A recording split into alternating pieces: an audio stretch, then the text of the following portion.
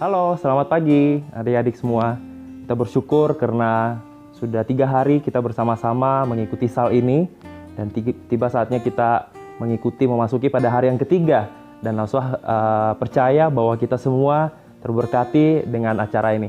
Hari ini kita mau sama-sama buka acara kita dengan diskusi firman Tuhan. Tapi Lause nggak sendiri, karena Lause bersama dengan temennya Lause. Yuk, kamu nyapa teman-teman dong. Halo. Nah, kamu perkenalan dikit lah. Masa Lause yang kenalin diri kamu gitu? Iya deh. Halo teman-teman, nama aku Tega.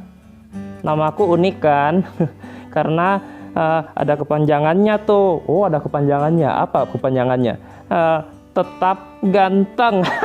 Oh, namanya tetap ganteng ya. Kamu namanya alay sekali. Dikit lah, nggak apa-apa Lause. Oke, hari ini kita mau diskusi tentang tema yang menarik nih. Oh, temanya apa Lause? Nah, temanya tentang walking with beautiful friend. Berjalan bersama dengan sahabat atau teman yang terindah. Wah, menarik juga tuh, tentang apa yang mau dibahas. Nah, kita kalau bahas tentang teman atau sahabat, tentu kita sekarang mau coba deh, kamu ingat-ingat lagi Tag. Oke, langsung panggilnya Tag aja, kepanjangan Teganya ya. Tag, kamu coba ingat-ingat, kamu punya sahabat nggak sih? Sahabat ya? Iya, coba. Kamu punya sahabat nggak? Ada sih dulu. Oh, dulu gitu ya. Sahabatnya sahabat apa? Sahabat makan. Sahabat makan? Iya, dia bawa makanan aku habisin. Aduh, kamu sahabatnya hanya seputar makanan ya. Canda Lause. Ada kok sahabatku itu dulu kami senang belajar bareng, senang main bareng, senang curhat bareng, main game. Itu tuh Lause tau nggak? PUBG Mobile Legends. Aku main itu, ranknya tinggi. Terus aku juga kadang kalau ujian tuh bareng juga. Oh, ujian bareng juga. Remedial bareng. Remedial bareng. Oke. Nah, kamu coba kalau ingat-ingat sahabat kamu gimana? Baik atau enggak tuh? Baik dong, aku selalu tuh sama dia Lause. Ya, enak cerita sama dia. Oh, enak cerita sama dia ya. Terus sekarang dia di mana? Sekarang, nah itu Lause yang sedihnya. Oh, sedihnya. Kenapa sedih? Soalnya sekarang tuh dia nggak ada. Nggak ada, maksudnya kemana itu, pergi atau gimana? Waktu naik kelas tuh ya, naik kelas dia itu keluar kota. Oh, keluar kota. Terus kemana? Nggak tahu lagi, lost kontak. Sekarang aku hubungin nggak dijawab. Oh, jadi kamu sedih karena udah nggak ketemu lagi gitu. Sedih Lause karena dia belum bayar utang bakso. Oh, jadi kamu sedihnya karena dia belum bayar utang gitu ya? Enggak Lause, canda. Iya, aku sedih. Iya. Tapi kalau kita bahas sahabat manusia itu ya tentu kita nggak bisa sama-sama terus ya 24 jam. Bisa ngobrol terus, canda terus, curhat terus, tentu nggak bisa gitu. Dan sahabat juga tentu nggak bisa selalu memenuhi harapan kita. Iya Lause, bener. Kadang aku cariin dia hilang, nggak muncul. Buktinya sekarang dia nggak balas chatku. Aku DM di IG juga nggak balas. Oh, kamu DM di IG juga nggak balas ya. Jadi memang seperti itulah bersahabat dengan manusia, itu hal yang normal. Tapi hari ini Tag, kita mau bahas tentang ada satu tokoh Alkitab itu yang bersahabat, punya sahabat itu yang selalu ada, bahkan selalu menuntun kehidupan tokoh ini. Tokoh yang mana Lause? Kayaknya aku nggak pernah dengar. Nah, tokohnya adalah, kita sama-sama baca di dalam Kejadian ya. Kejadian 6 ayat 9 sampai 12. Bunyinya kayak gini. Inilah riwayat Nuh. Nuh adalah seorang yang benar dan tidak bercela di antara orang-orang yang sesamanya. Dan Nuh itu hidup bergaul dengan Allah. Nuh memperanakan 3 orang anak laki-laki, Sem, Ham, dan Yafet. Adapun bumi itu telah rusak di hadapan Allah dan penuh dengan kekerasan. Allah menilik bumi itu dan sangatlah rusak benar. Sebab semua manusia menjalankan hidup yang rusak di bumi. Oh, jadi tokohnya itu Nuh ya Lause? Iya, tokohnya Nuh. Jadi diceritakan waktu itu, kamu ingat nggak ceritanya tentang Nuh? Ingat-ingat dikit yang tentang air-air itu kan Lause? Iya, tentang air-air ya, benar. Jadi waktu itu diceritakan, waktu ya ini berkaitan tuh dengan Lause Heti waktu cerita di hari pertama, kamu ingat nggak tentang yang manusia-manusia berdosa gitu? Iya, 100. Jadi hari pertama kita sudah tahu bahwa Allah menciptakan dunia ini tapi manusia jatuh dalam dosa. Nah, ini lanjutan kisahnya diceritakan bahwa bumi itu makin lama makin penuh dengan manusia. Jadi rame gitu ya Lause ya, kayak sekarang. Iya, kayak sekarang rame ya. Iya, sekarang rame banget. Nggak stay at home, orang-orang pada jalan-jalan. Jadi macet jalanan. Iya benar, di jalanan makin macet. Nggak pada stay at home. Padahal anjuran pemerintah harus di rumah ya. Tapi bukan itu, kita mau cerita nih Tek ya. Oh iya, maaf Lause. Nah, kita mau bahas bahwa dunia waktu itu, bumi waktu itu makin lama makin banyak orang beranak cucu, punya keluarga, terus bumi makin banyak. Tapi waktu itu dunia juga tingkat dosanya makin besar. Hah? Tingkat dosa makin besar? Iya, tingkat dosanya makin besar. Ya, kalau kita tahu dari mana? Kalau kita tahu di dalam Kejadian 6 ayat 5 di sana dikatakan bahwa kecenderungan hati manusia itu membuahkan kejahatan. Oh, terus gimana tuh Lause? Nah, jadinya orang-orang pada waktu itu urusin atau pentingin diri sendiri. Gak pentingin orang lain, apalagi Tuhan gitu ya. Kecenderungan hatinya melakukan dosa dan kejahatan. Jadi, mereka mikirin diri sendiri. Pokoknya apapun akan dilakukan supaya mereka puas, mereka senang. Mereka nggak ragu-ragu tuh membunuh, atau melakukan kejahatan, mencuri, dendam, dengki. Pokoknya apapun lah kejahatan itu makin besar pada waktu itu, Tek. Ih, ngeri banget ya kalau kayak gitu. Iya, ngeri. Jadi orang-orang itu nggak ada rasa aman berarti. Iya, kamu nggak tahu yang mana orang-orang yang bakal melakukan kejahatan. Kamu nggak tahu yang mana yang mungkin bisa pukul kamu tiba-tiba, bisa membunuh kita tiba-tiba, kita nggak tahu. Ih, ngeri banget. Nah, terus di Alkitab dikatakan, di tengah-tengah kekacauan bumi itu, di tengah-tengah kejahatan di bumi itu, ada satu tokoh Alkitab yang hidupnya berbeda, Tek. Hah? Hidupnya berbeda? Kayak Power Ranger gitu? Bukan Power Ranger. Hidupnya berbeda karena di tengah-tengah manusia melakukan dosa, kejahatan, dia hidupnya benar dan tidak bercelah. Wah, yang si Nuh tadi ya? Iya, dikatakan Nuh itu hidup benar, tidak bercelah, dan hidup bergaul dengan Tuhan.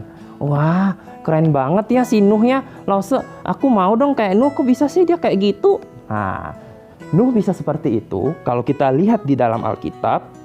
Karena Nuh bersahabat dengan satu sahabat yang sejati, yaitu Tuhan. Oh, kok bisa sih dia jadiin Tuhan sahabat? Nah, ini pertanyaan yang baik. Kok bisa dia jadiin Tuhan sebagai sahabat? Nah, ini kita bisa tahu kalau kita buka di dalam Kejadian 6 ayat 8. Di situ Alkitab mengatakan bahwa di tengah-tengah dunia yang begitu kacau, penuh dengan kejahatan, Tuhan itu mengasihi Nuh dan memilih dia, memberikan dia kasih karunia, Tek. Oh, kasih karunia itu apa sih Lause? Aku nggak ngerti. Nah, kasih karunia itu bisa berarti bahwa, atau kadang-kala kita lebih familiar dengar anugerah, biasa kita artikan sebagai suatu hal yang tidak seharusnya kita dapatkan, Tek. Suatu hal yang tidak seharusnya kita dapatkan. Kayak gimana? Nah, misalkan, Tek, ini misalkan ya, kamu jangan tersinggung dong. Enggak, kalau Lause. Nah, kamu jangan tersinggung ya. Misalkan kamu itu mama bilang kayak gini, Tek, ini mama ada simpan dompet di laci ini. Kamu jangan ambil duit mama ya. Kalaupun mau, bilang ke mama dulu. Jangan tiba-tiba ngambil nggak bilang-bilang, nggak ngomong sama mama ya. Oke? Terus kamu bilang, siap ma, gitu ya. Nah, terus besoknya kamu pergi ke sekolah nih. Nah, kamu ketemu dengan seseorang yang cantik gitu, bukan yang cantik, tapi yang punya mainan yang bagus, mainannya bagus, mainannya canggih, keren. Pokoknya yang punya itu keren lah. Orang-orang pada, wih, kamu punya mainan ini. Nah, terus gimana Lose? Nah, terus karena kamu nggak punya duit, kamu pulang ke rumah. Kamu ingat, kemarin si mama bilang di laci ada dompet isinya duit. Tapi nggak boleh ngambil. Kalau ngambil harus ngomong dulu. Tapi kalau ngomong dulu pasti mama nggak kasih. Soalnya pakai untuk beli mainan. Jadi kamu diam-diam ngambil waktu nggak ada mama, kamu diam-diam ngambil duitnya, ngambil 100.000. Terus kamu lari sembunyiin. Terus kamu pergi beli mainan. Nah, terus waktu itu ketahuan sama mama, misalkan nih ketahuan sama mama. Nah, kira-kira mama itu bakal ngapain, Tek? Coba kamu mikir. Ya udah jelas itu, udah nggak usah ditanya. Udah pasti dimarahin. Ya udah pasti dimarahin. Udah mungkin dicambuk nggak dikasih jajan lagi mungkin gitu. Iya, mungkin udah kayak gitu tuh, dimarahin, dicambuk mungkin, dimarahin, nggak dikasih uang jajan. Nah, tapi tiba-tiba waktu mama tahu kamu ngambil ya. Nah, kamu jangan gitu. Malah dinasihatin. Malah dinasihatin, malah dimaafin, malah dibilang jangan ulangin ya. Gini. Padahal kamu pikir, seharusnya aku dimarahin nih, seharusnya aku dihukum nih. Tapi malah kamu dapat pengampunan. Kira-kira gimana tuh? Kalau itu sih ya, udah nggak mungkin. Kok nggak mungkin sih? Soalnya mama suka marahin aku. Soalnya mama suka marahin kamu ya. Ya ini kan misalkan ya. Nah, itulah anugerah. Jadi kamu mendapatkan sesuatu hal yang tidak seharusnya kamu dapatkan. Kamu seharusnya dihukum, tapi dimaafin. Nah, itu coba gambarannya kayak gitu tuh. Oh, gitu ya langsung. Nah, si Nuh ini mendapat anugerah. Dia tahu dia nggak pantas, dia tahu dia juga manusia berdosa seperti yang lainnya. Dan dia mendapatkan anugerah itu. Makanya dia mau, pokoknya saya sudah dapat anugerah ini, saya mau bergaul dengan Tuhan, saya mau menjadikan Tuhan jadi sahabatku. Jadiin Tuhan jadi sahabat itu kayak gimana dah? Nah, jadinya gimana? Menjadikan Tuhan sebagai sahabat. Lalu kita baca di perikop ini, di Kejadian 6 ini, Nuh menjadikan Tuhan sebagai sahabat itu ada 3 hal. Yang pertama, dengan cara Nuh meninggalkan hidupnya yang lama. Kita bisa lihat di ayat 9a. Di sana Nuh hidup di tengah-tengah orang-orang yang melakukan dosa, kejahatan. Nuh itu bisa memilih untuk melakukan dosa nggak? Bisa sih, bisa. Tapi karena dia sadar, dia sudah dapat anugerah, dia nggak mau lagi hidup seperti orang-orang yang melakukan dosa pada umumnya. Membunuh mencuri melakukan kejahatan tapi dia meninggalkan hidupnya yang lama. Ninggalkan hidup yang lama itu kayak ada lagu itu loh. Lagu yang mana? Aku telah mati dan tinggalkan cara hidupku yang lama. Bagus nggak Lose? Ya lumayan lah. Ya mungkin kayak gitulah. Meninggalkan hidup yang lama. Jadi nggak main-main lagi sama dosa. Susah banget ya kalau kayak gitu ya Lose ya. Jadi kalau misalkan suka marah-marah kan, berhenti marah-marah kan susah. Iya, berhenti marah-marah susah. Tapi ketika kita ingat anugerah Tuhan, Roh Kudus menolong kita, kita bisa secara perlahan meninggalkan hidup kita yang lama, nggak lagi main-main sama dosa. Oh gitu Lose. Iya, makanya kita masuk yang kedua. Nuh bersahabat dengan Tuhan dengan cara apa? Dia bergaul dengan Tuhan. Bergaul? Dia bergaul sama Tuhan. Kayak kamu tadi, Tek. Kamu bersahabat. Biasanya kamu dengan sahabat itu melakukan apa aja? Tadi kamu bilang curhat, main bareng, belajar, remedial. Remedialnya nggak usah diomongin ya. Remedial bareng ya. Pokoknya apapun kalian lakukan untuk makin kenal, makin dekat, makin karib. Karena sahabat kan? Iya, kalau ke Tuhan. Nah, kalau ke Tuhan, kamu bergaulnya dengan apa? Nah, banyak opsi. Misalkan kita rajin baca Alkitab. Dengan baca Alkitab, kita makin kenal sama Tuhan. Kita makin mengerti tentang Tuhan. Kita tahu Tuhan itu seperti apa dan Tuhan mau apa dalam hidup kita. Aku masalahnya malas baca Alkitab. Nah, kita bergumul dengan baca Alkitab ya. Susah baca Alkitab ya, konsentrasi dengan Alkitab susah ya. Iya, biasanya aku baca Alkitab ya Lose kalau udah mau tidur. Kalau mau tidur, iya, soalnya waktu baca Alkitab langsung tidur. Aduh, kamu nih baca Alkitab langsung tidur. Nah, jangan jadiin baca Alkitab jadi obat tidur gitu ya. Nah, terus kita bisa dengar firman Tuhan, lalu cerita kita dengar, nggak main-main. Terus kita juga bisa berkomunikasi, ngobrol sama Tuhan lewat doa. Nah, kalau kamu dengan sahabat kan kadang kala susah ngobrol kan? Iya lah, biasanya kalau ngobrol sama sahabat itu harus tunggu dia balas chat, angkat telepon, belum dia sibuk gitu. Iya, kalau ke Tuhan kita bisa kapan saja datang kepada Tuhan, kita bisa doa, kita bisa ngobrol apapun, asalkan kita berdoa dengan serius. Nah, ini nih cara yang dilakukan Nuh. Nuh melakukan ini supaya makin kenal dengan sahabatnya. Oh gitu. Nah, ada yang ketiga yang dia lakukan. Yang ketiga adalah bagaimana caranya Nuh bersahabat dengan Tuhan? Dengan dia taat kepada perintahnya. Taat perintah, iya taat perintah. Kalau kita lihat di perikop ini, Tuhan itu bukan suruh atau memberikan perintah yang kecil loh. Perintahnya besar. Iya, besar. Nah, disuruhnya bikin apa? Kamu ingat nggak? Bahtera kayak perahu gitu kan? Iya, kayak perahu yang gede banget, yang besar banget. Nah, itu bukan tugas yang sehari kelar gitu. Tapi Nuh itu taat. Hebat dia, bisa taat seperti itu. Ya, dia taat. Tuhan bilang buat bahtera pakai kayu ini, ukurannya segini, panjang, lebar, gitu ya. Modelnya seperti ini. Jangan salah loh ya. Terus kamu kumpulin makanan untuk berapa hari di bahtera. Kamu juga kumpulin binatang, jantan betina. Waduh, itu susahnya bukan main kan? Iya, tapi luar biasanya. Di ayat 22, di sana dikatakan bahwa si Nuh ini melakukan tepat seperti yang diperintahkan Allah kepadanya. Tepat seperti yang diperintahkan Allah kepadanya. Wah, susah banget kayak kalau gitu ya. Iya, susah. Kita harus taat dengan begitu banyak godaan. Apalagi kalau kita bayangin, pasti di zaman itu Nuh waktu bangun bahtera nih, pasti ada yang ejekin, ngapain kamu bikin bahtera? Nggak mungkin ada banjir yang besar, nggak mungkin ada banjir yang bisa membunuh kita, menenggelamkan kita. Pada diejek-ejek, wah ngapain nih, ngapain? Tapi Nuh tetap taat pada perintah Tuhan. Wah, keren ya. Kok bisa ya dia taat kayak gitu? Nah itu kayak tadi, dia ingat dia sudah diberikan anugerah pada dirinya yang tidak pantas. Makanya dia bisa taat pada Tuhan. Nah kalau kita coba pikir-pikir ya tadi ya. Pikirin apa lah? Nah kita pikir-pikir.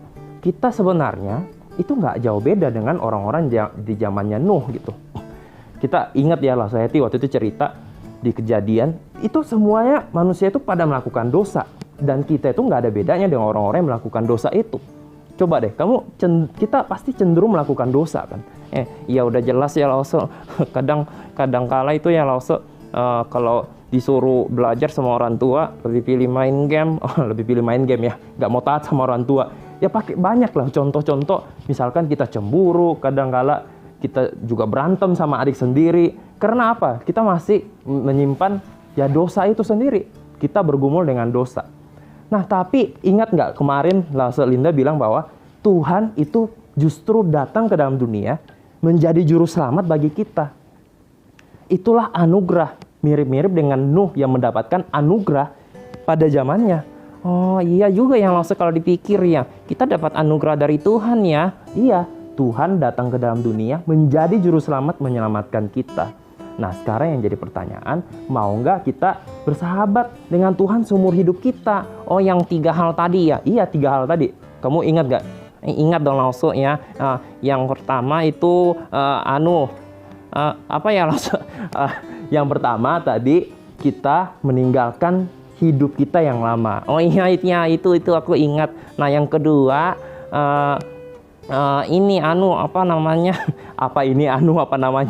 Ya, yang kedua bergaul sama Tuhan. Nah 100. Terus yang ketiga kita taat. Iya kita taat sama Tuhan. Nah kita setelah mendengarkan firman Tuhan ini, itu pertanyaan besar yang kita perlu jawab secara pribadi sendiri-sendiri. Kita mau nggak Jadikan Tuhan sebagai Tuhan dan Juru Selamat kita, berjalan bersama dengan Tuhan sebagai sahabat kita yang menuntun kehidupan kita. Yuk kita sama-sama tundukkan kepala, kita berdoa. Tuhan, kami bersyukur karena anugerah yang sama yang Tuhan berikan kepada Nuh, juga Tuhan berikan kepada kami. Kami yang tidak layak, kami yang penuh dengan dosa, tetapi Tuhan beranugerah kepada kami. Tuhan mau datang sebagai Juru Selamat kami, menyelamatkan kami orang-orang yang berdosa. Tuhan, kami juga rindu seperti Nuh, yang kami boleh berjalan bersama dengan Tuhan, bukan hanya sebagai pribadi yang kuat perkasa yang melindungi kami, tetapi kami mau seperti Nuh yang mau bergaul bersama dengan Tuhan sebagai sahabat. Berjalan bersama, Tuhan menuntun kehidupan kami. Dan kami yakin Tuhan, kehidupan kami bersama dengan Tuhan mungkin bukan kehidupan yang terenak yang Tuhan berikan, tetapi Tuhan akan menuntun kami kepada kehidupan yang terbaik. Tuhan tahu apa yang terbaik bagi kehidupan kami, dan kami mau belajar Tuhan untuk kami menyerahkan hidup kami kepada tuntunan Tuhan. Biarlah Tuhan memampukan kami untuk berjalan bersama dengan Engkau, sahabat kami yang begitu indah dalam kehidupan kami. Terima kasih Bapa, di dalam nama Tuhan Yesus kami berdoa dan mengucap syukur. Amin. Amin. Sekian firman Tuhan pada pagi hari ini. Kita akan melanjutkan kepada sesi yang selanjutnya. Tuhan Yesus memberkati.